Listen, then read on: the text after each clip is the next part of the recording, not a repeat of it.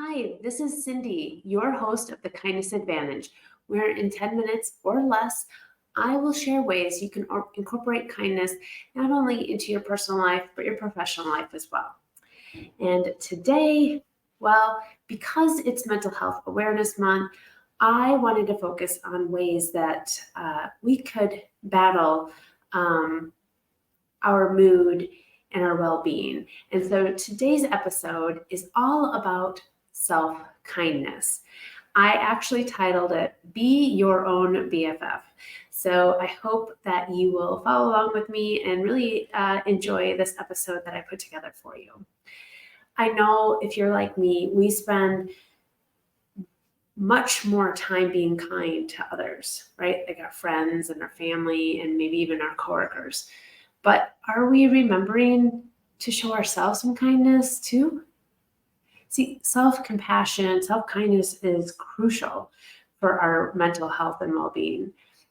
When we're constantly beating ourselves up, it really does take a toll on our mood, our motivation, and our overall happiness. I know. I am speaking from experience. So in this episode, I am going to share 5 practical ways to be kind to yourself. Are you ready? Number 1, reframe your self-talk. Our inner voice is very powerful. And I'm speaking truth to me, right? Like I'm telling this to myself. We can be a very harsh critic, replaying our mistakes and fueling negativity. And I'm just suggesting that maybe we challenge that. Something I am still learning and struggling with as well. But here's a fun exercise, a quick exercise that you might want to partake in. Take a moment right now and close your eyes. And think about a recent situation where you beat yourself up. If you're anything like me, it happened already this morning. So, but maybe you missed a deadline or you said something very awkward or unkind. Now, rewrite that story in your head with a kinder tone. And think about what would you say to a friend in this situation? And then speak that to yourself. I think it's a challenge. So I'm always up for a challenge, and I'm always up for a little shakedown too, like calling myself out on, silly, negative self-talk. So I'm challenging you as well. Number 2, celebrate your small wins. I've learned this over the last 5 months to do this more often. When instead of just focusing on the big achievements, those small little victories, those matter too. Maybe you just got around to making a dreaded phone call or sending a dreaded text, right? Or maybe you actually got out of bed, showered, and made it out the door before 9 a.m. That's me some days. Recognize those and celebrate those wins. Maybe it might help to take a moment right now or after you listen to this podcast and write down some of your recent small wins and then share them with a compassionate, caring friend. Number 3, practice gratitude.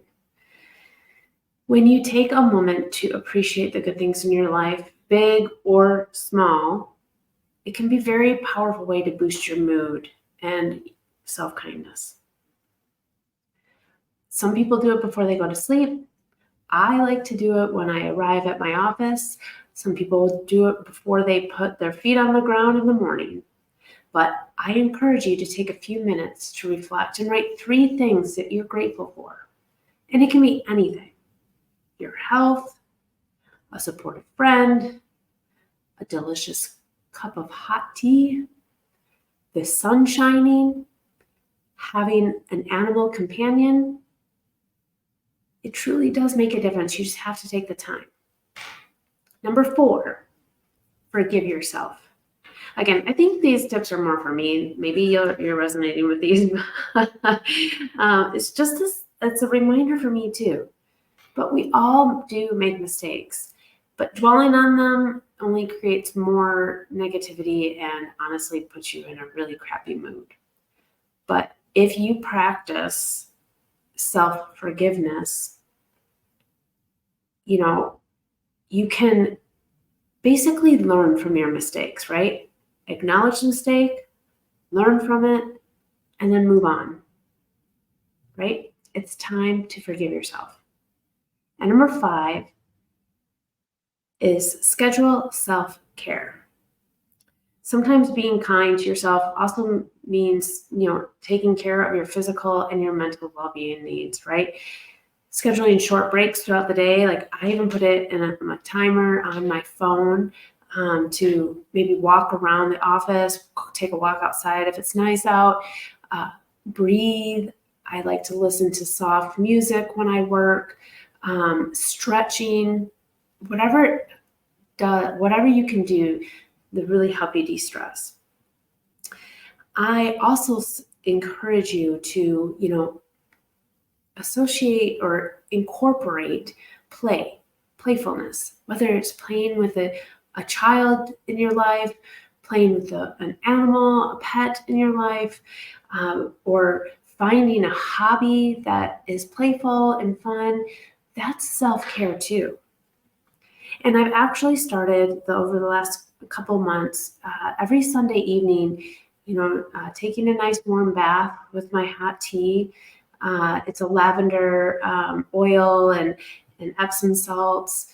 And then I do a face mask, and it's just a way for me to give myself some love before we start the week. And it's really made a difference on how my Mondays start out. But just remember that, self-kindness, self-compassion, it really is a journey. Some days it's going to be easier than others. I know this for sure. But when you can incorporate those small acts of kindness into your daily routine, you'll cultivate a more positive self-image and a stronger mental well-being. I really hope that you found some value in these tips. I would love to hear if you found some value in these tips. But I also want to share a resource for you. If you are struggling with negative self-talk or lack of self-kindness and compassion, please know that you are not alone. There are many resources available. You can visit the National Alliance of Mental Illness website at www.nami.org for more information and supportive groups. I will end it today like I always do. Together, we create waves of change through kindness. Thanks for joining me.